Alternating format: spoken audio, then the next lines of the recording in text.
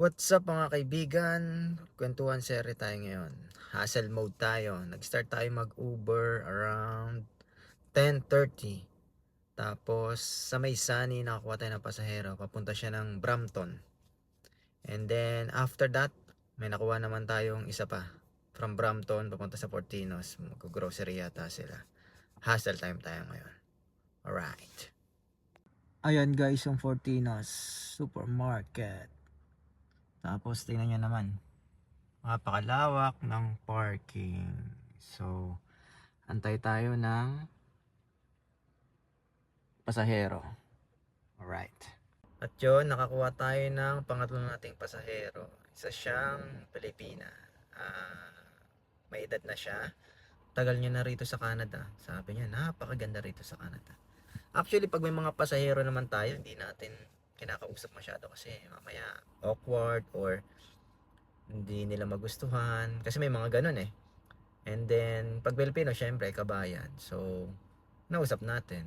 Ayun, masakit daw balikat niya, tapos natatakot daw siya sa mga ibang lahi. Kaya buti daw may Pilipino daw siya nasakyan na nag-Uber.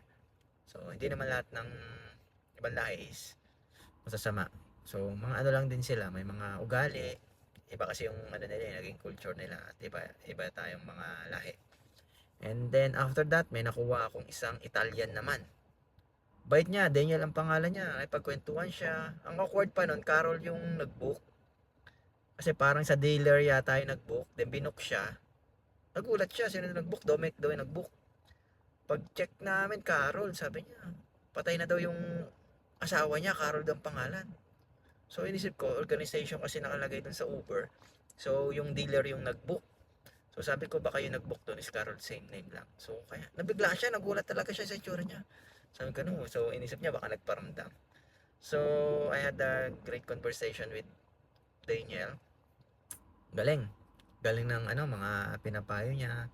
Sooner, magkakabahay ka rito. Kasi, yan ang pangarap naming mag-asawa. Kabahay din dito sa Canada. Alright, abang ulit tayo. Dito tayo ngayon sa parking again. Ito ang parking nila.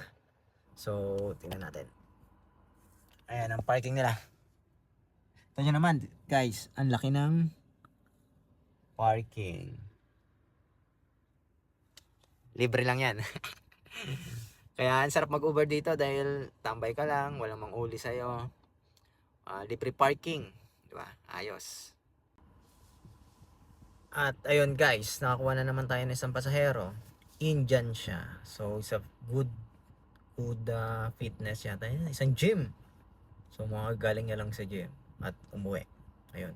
Karamihan ng mga ano rito, mga tao, nag-gym eh. Nag-gym pa sila kahit ubos na oras nila, nag-gym pa rin.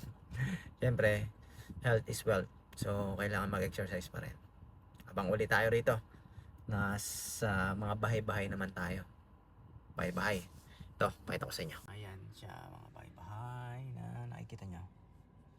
So, nasa street lang tayo. Hindi natin alam. Ito, may tumunog na ulit. Hi mga kaibigan, nakauwi na tayo. So, yung sumunod kong ride doon is from Brampton to Lakeshore. Medyo malayo-layo siya kasi 33 kilometers. Pero 30 minutes lang yung biyahe natin. Malaki si kalsada rito. Tapos maluwag. So parang 1 minute per kilometer lang yung biyahe natin. Then after that, may nakuha na naman akong isa. Pagkatapos niya doon, malapit lang naman sa papunta siyang Go Station. Ano siya, train. Ewan ko saan siya pupunta. Green train yan eh. Kulay green. So yung mga Go. Tapos dumiretso na ako at nandito na nga ako. So magkano ba tayo ngayon? So bali nakapitong trips tayo ngayong araw. Dalawa sa Lyft, tapos 5 sa Uber. So lagi ko kasing inopen dalawa. Kung ano yung mauna doon, yun ang kukunin ko. Regardless kung gaano kalayo yan, kung saan man yan, hindi makapili.